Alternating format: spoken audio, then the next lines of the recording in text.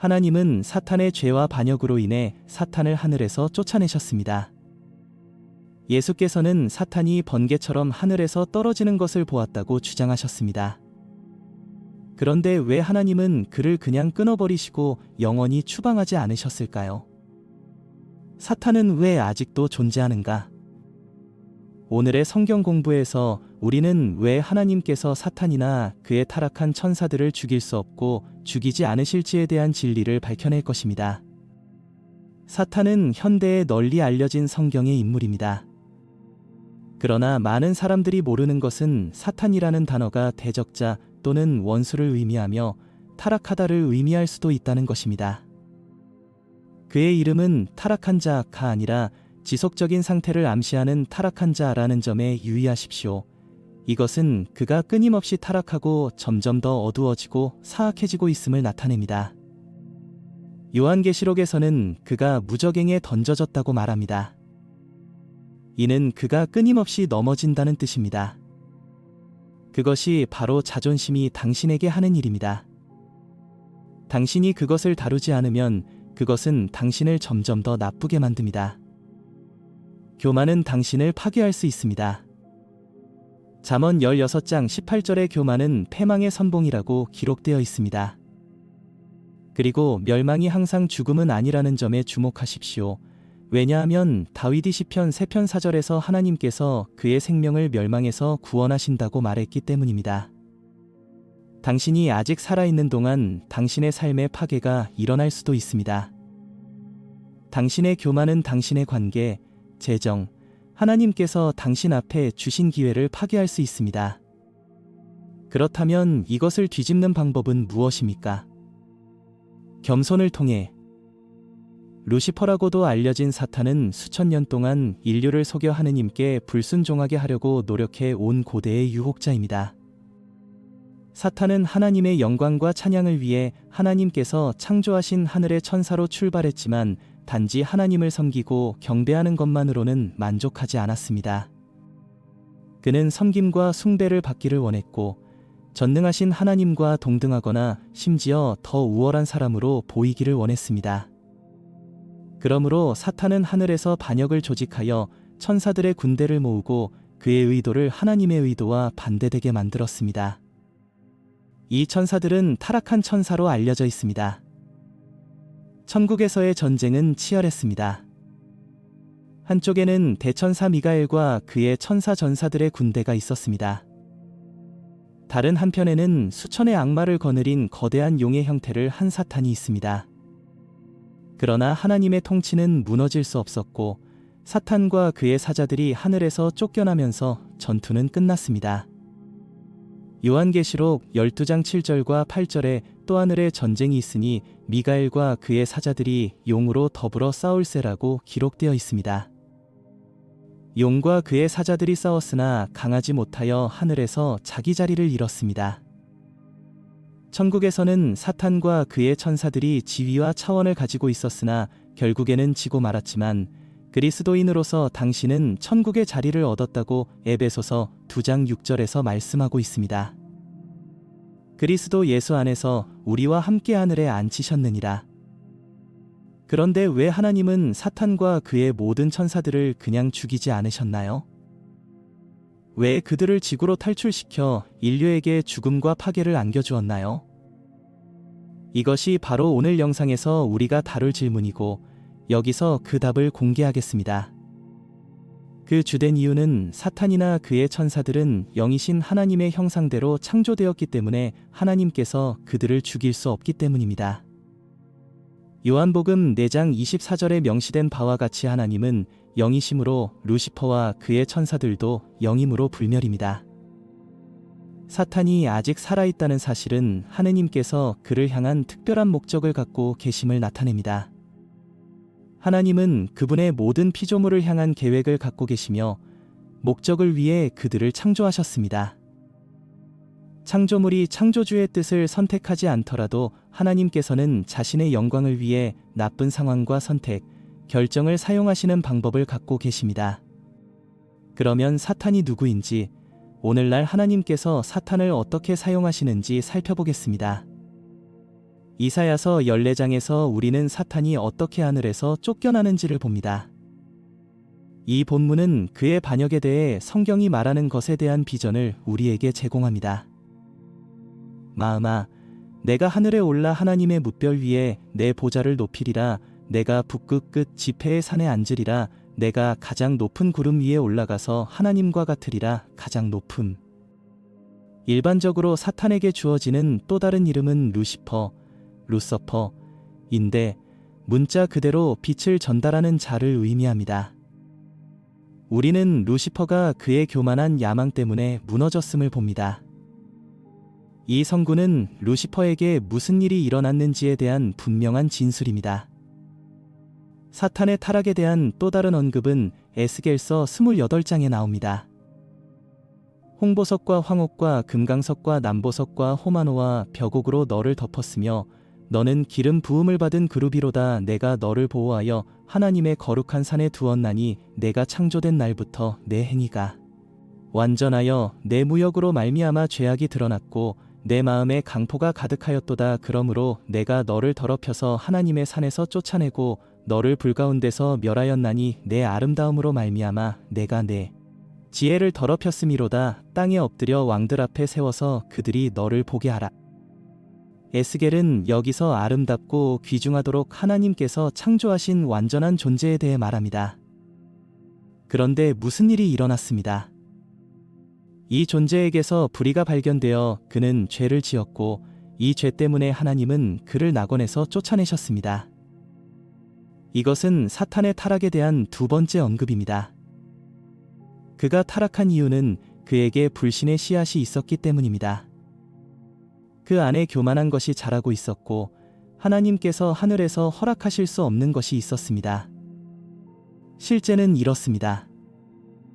사탄은 하늘의 높은 천사였으나 타락하여 타락한 사탄일 뿐만 아니라 유혹하는 자사탄이 되었습니다. 그는 자신의 방식이 너무나 오만하여 자신이 잘못된 길로 갔듯이 다른 사람들도 잘못된 길로 이끌지 않을 수 없었습니다. 스가랴서 3장에서 볼 수 있듯이 사탄은 또한 고발자이기도 합니다. 여호수아가 하나님 앞에 서서 그의 오른쪽에 서서 그를 고소하는 모습이 분명하게 그려져 있습니다. 신약성서에서 우리는 사탄이 여전히 인류를 괴롭히는 것을 봅니다. 주 예수 그리스도께서도 광야에서 40일 동안 사탄에게 시험을 받으셨습니다. 예수께서는 사역 후반부에 누가복음 10장 18절에서 사탄이 하늘에서 번개처럼 떨어지는 것을 보았다고 말씀하시면서 사탄의 기원에 대한 구약의 견해를 확증하는 말씀을 하셨습니다. 이에 대한 예가 베드로후서 2장 4절에 나옵니다. 만일 하나님이 범죄한 천사들을 용서치 아니하시고 지옥에 던져 어두운 구덩이에 두어 심판 때까지 지켜두셨으니 유다는 그의 편지 첫 장에서 이렇게 말합니다. 또 자기 지위를 지키지 아니하고 자기 처소를 떠난 천사들을 큰 날의 심판까지 영원한 옥에 가두시고 흑암에 가두셨느니라. 그렇습니다. 사탄은 살아있도록 허락받았습니다. 하지만 그는 궁극적으로 자신의 죄에 대해 책임을 지게 될 것입니다. 이는 왜 하나님께서 사탄과 그의 타락한 천사들을 죽일 수 없는지에 대해 다시 한번 명확하게 해줍니다. 공정한 재판이 있기 전에 범죄자를 죽이는 것은 공정하지 않습니다. 하나님은 세상의 심판을 기다리고 계십니다. 세상의 심판에서는 모든 사람이 자기의 행위에 따라 심판을 받고 상을 받게 될 것입니다. 당면한 질문에 답하려면 먼저 하느님이 실제로 누구신지 분석해야 합니다. 사실은 하나님의 특정한 신성한 속성이 그분으로 하여금 특정한 방식으로 행동하게 하신다는 것입니다. 더욱이 하나님은 언제나 동일하시고 결코 변하지 않으시기 때문에 그분이 누구신지 알 수 있다면 우리는 그분이 왜 그렇게 행동하시는지 확실히 이해할 수 있습니다. 하나님의 행동은 언제나 그분의 본성을 나타냅니다. 즉, 하나님이 하시는 일은 그분이 누구이신가에서 비롯됩니다. 이 질문을 할 때 가장 먼저 기억해야 할 것은 하나님은 전능하시다는 것입니다. 실제로 그분의 권위에 대한 도전은 있을 수 없습니다. 왜냐하면 그분은 마음대로 우주의 모든 권세를 갖고 계시기 때문입니다. 생각해보면 완전히 이해가 됩니다. 창조된 어떤 것도 창조주보다 더 클 수는 없습니다. 만일 하나님께서 성경이 주장하는 대로 정말로 만물을 창조하셨다면 그 피조물 중 어느 누구도 하나님보다 더 큰 권위의 자리에 오를 수 없다는 것이 명백합니다. 사탄에 대한 일반적인 오해는 사탄이 하나님의 대적이라는 것입니다. 우주 전역에 걸쳐 사탄과 하나님이 대결을 벌이고 있다고 믿는 사람들이 있습니다. 하나님께서 사탄과 그의 귀신들을 쫓아내심으로 하늘을 지키실 뿐이라고 믿는 사람들이 있는데 그렇게 생각하는 것은 큰 착각입니다. 하나님에게는 경쟁자가 없습니다. 그 누구도 그분의 능력과 비교할 수 없으며 심지어 사탄도 마찬가지입니다. 하나님의 관점에서 보면 천국을 위한 전쟁은 전혀 전쟁이 아니었습니다. 왜냐하면 사탄이 천지에 전능하신 창조주를 상대로 이길 가능성이 전혀 없었기 때문입니다. 그 사건은 요한계시록 12장 7절부터 9절에 기록되어 있습니다. 또 하늘에 전쟁이 있으니 미가엘과 그의 사자들이 용으로 더불어 싸울새 용과 그의 사자들도 싸우나 패하여 아무것도 없더라. 큰 용이 내어 쫓기니 옛된 곧 마귀라고도 하고 사단이라고도 하는 온 천하를 꿰는 자라. 이제 우리 하나님의 구원과 능력과 나라와 그의 권세가 나타났느니라. 그리스도여, 우리 형제들을 참소하던 자가 우리 하나님 앞에서 밤낮 참소하다가 쫓겨났고 그들이 주의 피와 자기들의 증거하는 말씀으로 그를 이겼으니 이는 그들이 사랑하지 아니함이라. 죽을 때까지 그들의 삶. 하나님의 본성에는 사탄을 즉각 죽이지 않는다는 사실에 아름다운 점이 있습니다. 이 자비의 행위는 비록 그들이 그분을 사랑하지 않을 때에도 하나님께서 그분의 피조물을 사랑하신다는 것을 보여줍니다. 하나님이 누구신가에 관해 우리가 이해해야 할 두 번째 사실은 그분이 전지하시다는 것입니다. 우주의 사소하고 사소해 보이는 모든 세부사항은 예외 없이 하나님에 의해 친밀하게 알려져 있습니다. 그분은 각 개인, 각 상황, 각 개인이 내리는 선택을 완전히 이해하고 계십니다. 이것은 하나님이 세상의 다른 어떤 존재와도 다른 관점을 갖고 계시다는 것을 의미합니다. 그는 모든 이야기의 양면을 완전히 볼 수 있습니다. 성경은 사탄이 왜 그런 일을 했는지에 대해 거의 언급하지 않지만 그가 하나님을 질투하고 교만하게 되었다고 말합니다. 하나님의 전지하신 성품은 그분이 사탄과 그의 귀신들의 생각과 동기를 완전히 아셨다는 것을 의미합니다. 그는 사탄이 왜 그런 행동을 했는지 온전히 이해했습니다. 이것은 다시 한번 하나님의 본성의 놀라운 측면, 즉 연민을 드러냅니다. 아버지는 아이가 왜 그런 짓을 했는지 이해한다면 아이를 벌하지 않습니다. 사랑 많은 아버지는 자녀에게 실수를 바로잡을 수 있는 기회를 반복해서 줍니다. 하나님께서 사탄과 그의 추종자들을 죽일 수 없는 이유 중 하나는 사탄이 그런 일을 한 이유를 충분히 이해하시기 때문입니다. 우리에게는 그것이 미친 것처럼 보이지만 하나님께서는 사탄이 왜 반역하고 그를 불쌍히 여겼는지 아셨습니다. 이는 우리가 하나님께서 사탄과 그의 천사들이 계속 존재하도록 허용하시는 이유를 이해할 수 있을지라도 하나님은 그를 온전히 이해하시고 그가 그렇게 행동하는 이유를 충분히 이해하신다는 것을 의미합니다. 자유의지는 하나님께서 모든 창조물에게 주신 선물입니다. 간단히 말해서 그분은 모든 창조물이 그분을 경배하도록 강요하기 위해 그분의 놀라운 능력을 사용하시는 대신 각 피조물에게 그분을 따를 수 있는 선택권을 주셨습니다. 이 선물은 천사를 포함한 모든 피조물에게까지 확대되었습니다. 왜냐하면 천사들에게는 자유의지의 선물이 주어졌기 때문에 언젠가는 천사나 천사 집단이 이 선물을 사용하지 않기로 결정할 가능성이 항상 있었습니다. 하나님을 따르십시오. 하나님께서 자유의지를 주신 이유는 자유의지가 진정한 사랑의 필수 요소이기 때문입니다.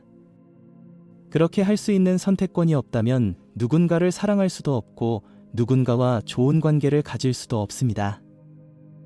사랑은 강요될 수 없습니다. 그것은 선택에 따라 다른 사람에게 제공되어야 합니다.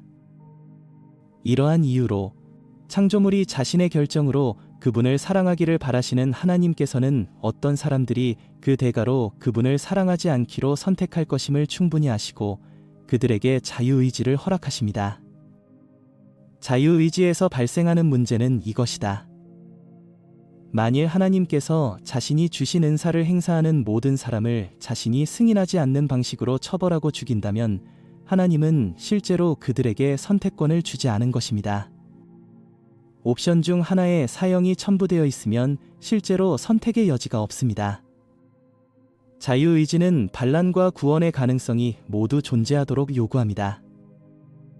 따라서 하나님은 공의로우시고 공평하시기 때문에 하늘에서의 자신의 지위를 포기하려는 사탄의 결정을 존중하시기로 결정하셨습니다.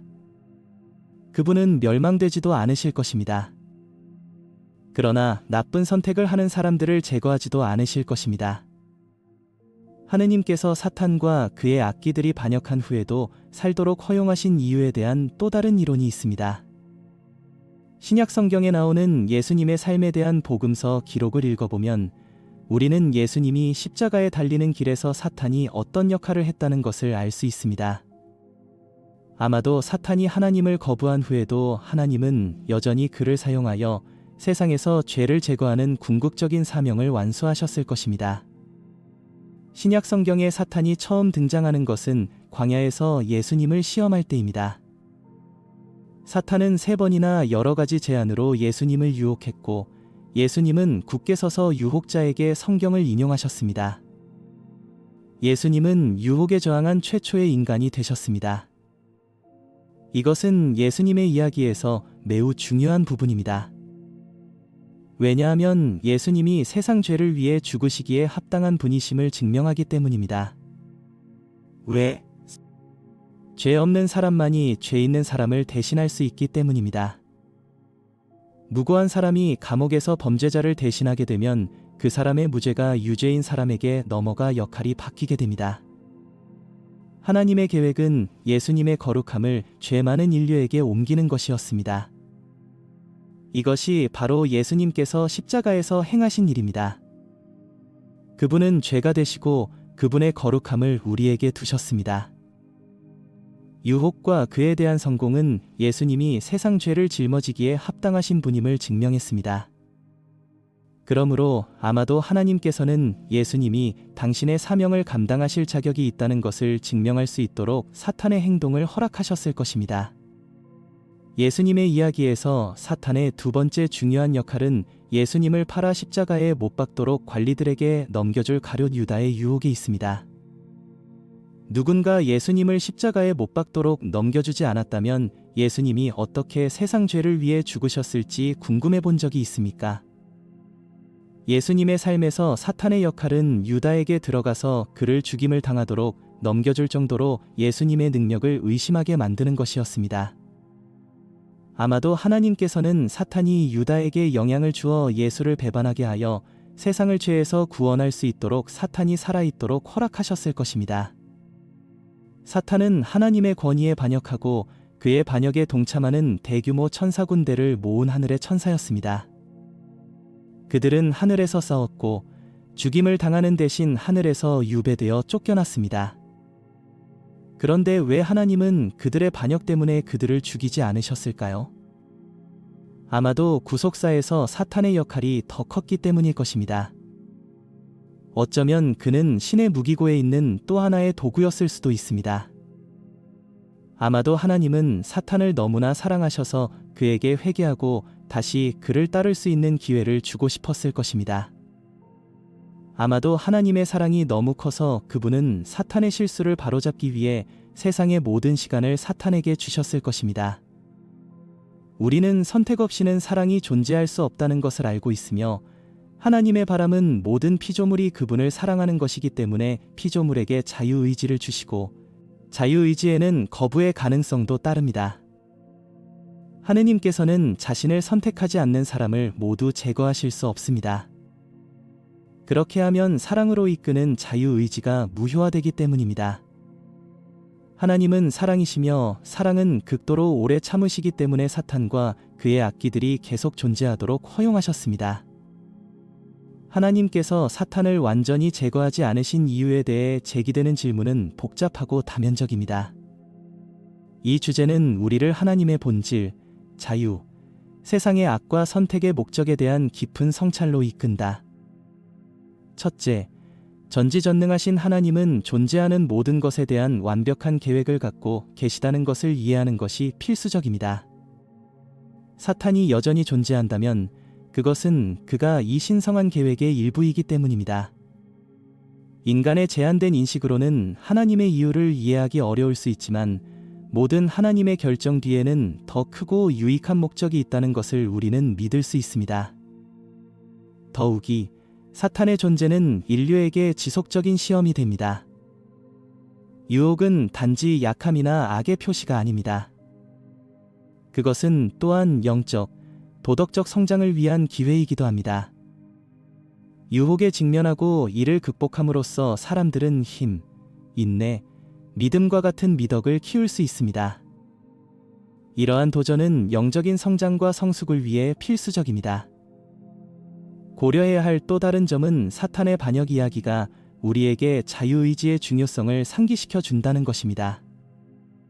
하나님은 선택의 능력을 지닌 존재를 창조하셨고 강요된 순종보다 진정성과 자유를 더 중요하게 여기셨습니다. 참된 사랑과 참된 친절은 강요할 때가 아니라 자유롭게 선택할 때 옵니다. 기도, 전능하신 주님, 당신은 존재하는 모든 것의 창조주이시며 알파와 오메가이시며 그분의 길은 완전하고 그분의 계획은 우리가 온전히 이해할 수 없습니다. 우리는 이 세상에서 악의 그림자에 직면할 때에도 당신의 지혜와 선하심을 믿습니다. 사탄이 우리의 길에 놓은 유혹에 저항할 수 있는 힘을 주시고 모든 어려움이 신앙과 성품을 성장시킬 수 있는 기회임을 이해할 수 있는 지혜를 주소서. 우리가 자유의지를 사용하여 선을 선택하고 날마다 주님을 더 가까이 따르도록 도와주소서. 모든 어려운 상황을 당신을 향한 우리의 사랑과 충성을 보여줄 기회로 여기도록 가르쳐 주소서. 당신이 통제하고 계시며 우리가 직면한 어려움을 포함하여 모든 것이 당신의 신성한 계획에 기여한다는 것을 항상 기억하게 하소서. 당신의 무한한 인내와 지칠 줄 모르는 자비에 감사드립니다. 우리가 계속해서 당신의 얼굴과 진리를 찾고 매일 당신의 신성한 목적에 더욱 일치되게 살아가게 하소서. 예수님의 이름으로 말씀드립니다. 아멘. 영상의 주제에 대한 여러분의 의견을 댓글로 남겨주세요. 항상 다른 분들의 의견을 존중해주세요. 영상이 마음에 드셨기를 바랍니다. 이 콘텐츠가 귀하에게 유익했다면 다음 영상을 놓치지 않도록 구독하여 저를 지원해 주시기 바랍니다. 이 영상을 가족, 친구들과 공유하고 좋아요를 누르고 댓글에 여러분의 의견을 남겨주시면 영상이 더 많은 사람들에게 다가가는 데 도움이 됩니다. 함께 우리는 더 많은 마음을 계몽하고 이해를 넓힐 수 있습니다. 이 자리에 참석해 주셔서 감사드리며 하나님의 축복이 있기를 바랍니다.